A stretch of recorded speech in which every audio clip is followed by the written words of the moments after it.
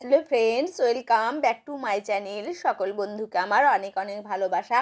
আজকে আমি নিয়ে এসেছি একটি গরমের রেসিপি।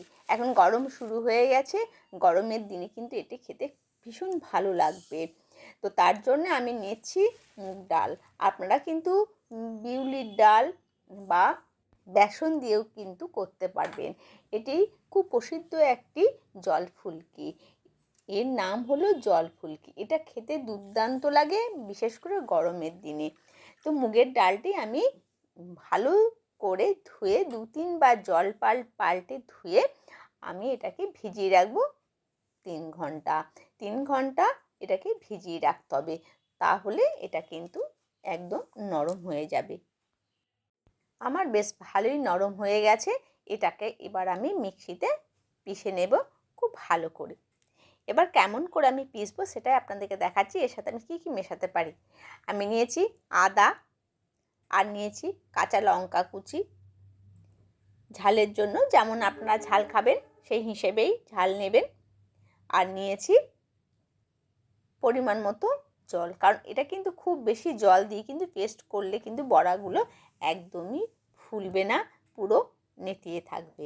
সেই জন্য জলের পরিমাণ কিন্তু একদম কম। আর এর সাথে নিচ্ছি আমি 1 চুটকি হিং, আর দেব নুন। নুনটাও স্বাদ মতো, ঝালটাও আপনাদের স্বাদ মতো। তারপরে আমি এটা মিক্সিতে খুব ভালো করে পেস্ট করে নিয়েছি। এবার সামান্য পরিমাণে যদি আপনাদের ঢিলা মনে হয় বা পাতলা মনে হয়, তাহলে আপনারা এর সাথে সুজি বা বেসন মেশাতে পারেন। মিশিয়ে খুব ভালো করে ফেটিয়ে নিয়ে সাইডে রেখে দেবেন, তাহলে সুজিটা বা বেসনটা একটু ফুলে যাবে। তারপরে আসছি, আমরা যে জল ফুলকিটা বানাবো তার জন্য জলটা বানানোর জন্য নিয়েছি খুব ভালো করে ধুয়ে নেওয়া একদম টাটকা ধনেপাতা। তার সাথে নেব পুদিনা পাতা। পুদিনা পাতাটা এই গরম মাসে খাওয়া কিন্তু ভীষণ ভালো। নিয়েছি পুদিনা পাতা, আর নেব অল্প পরিমাণে আদা, আর নিয়েছি কাঁচা লঙ্কা। ঝালটা কিন্তু অবশ্যই আপনাদের নিজস্ব ব্যাপার, যে যেমন যতটা খেতে পারে। বাচ্চা থাকলে ঝাল আরও কম নিতে হবে, এরকম হিসেব করে জলটা বা ঝালটা নিতে হবে। আর নিয়েছি জিরে গুঁড়ো, আর নিয়েছি চাট মশলা, ব্যাস। আর সামান্য পরিমাণে হিং নিয়েছি। হিংটা হজমের পক্ষেও আপনাদের সকলের খুবই সুবিধা হবে বা ভালো হবে। আর নিয়েছি তেঁতুলের পাল, আর পরিমাণ মতো নিয়েছি নুন, সাদা নুন, আর নিয়েছি কালো নুন। ব্যাস, এই কটি মিশ্রণে এই পুদিনা পাতা ধনে পাতাটা জল দিয়ে ভালো করে পেস্ট করে নেব। এদিকে আমি উনুনে বা গ্যাসে কড়াই বসিয়ে দেব। তো নিয়েছি সাদা তেল। সাদা তেলে এই পকোড়াগুলো ভেজে নেব। আর পকোড়ার মধ্যে যা মিশ্রণ দিয়েছি আর কিন্তু কিছু দেব না। পকোড়াগুলো ভাজবো, দিয়ে এই জলটার মধ্যে তুলে রাখবো। এই জলটা হালকা গরম জল নিয়েছি, আর নুন আর চিনির মিশ্রণে এই জলটা কিন্তু বানিয়েছি। পকোড়াগুলো টেস্ট হবে এই জলটার মধ্যে দিলে পরে, আর খুব নরমও হবে। এবার বড় বড় আকারে ফুলকিগুলোকে আমি বানিয়ে নিচ্ছি। তো বন্ধুরা, অবশ্যই গরমের দিনে আমরা অনেক কিছু বানাই, অনেক কিছু ড্রিঙ্কস বানাই, অনেক কিছু শরবত বানাই। তার সঙ্গে কিন্তু এই উপকরণটা একদিন বানাবেন, খুব ভালো লাগবে খেতে।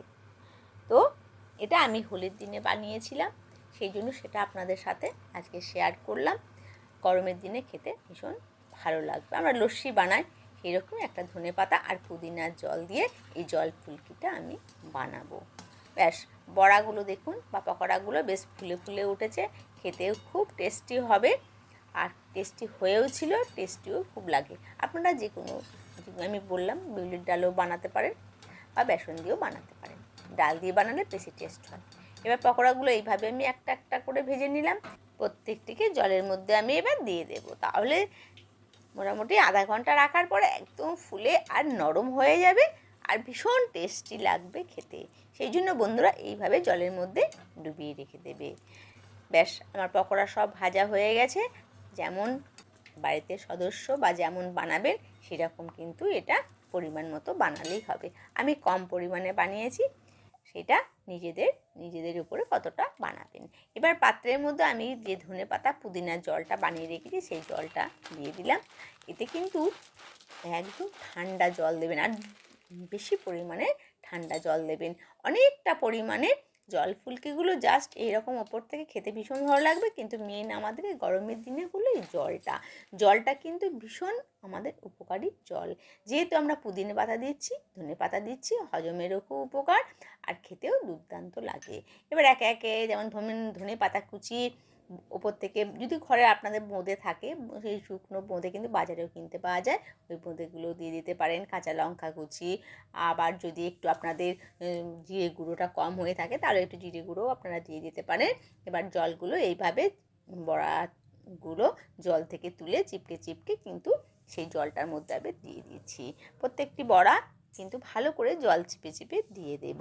জল চিপে দিলে পরে আবার জলের মধ্যে পড়লে টেস্টটা আরও খুলে যাবে। তো বন্ধুরা, আমার এই রেসিপিটা আজকে আপনাদের কেমন লাগছে অবশ্যই কমেন্টস করে জানাবেন। আর গরমের দিনে কিন্তু আপনার বোঁদে না দিলেও চলবে, এইভাবে জলটা বানিয়েও যদি বেসনের বড়া করে ফেলে দেন তাতেও কিন্তু ভীষণ খেতে ভালো লাগবে। অবশ্যই গরমের দিনে একবার বানিয়ে খাবেন। ভালো থাকবেন, সুস্থ থাকবেন। দেখা হবে আবার নতুন কোনো রেসিপিতে। গরমকালে সাবধানে থাকবেন।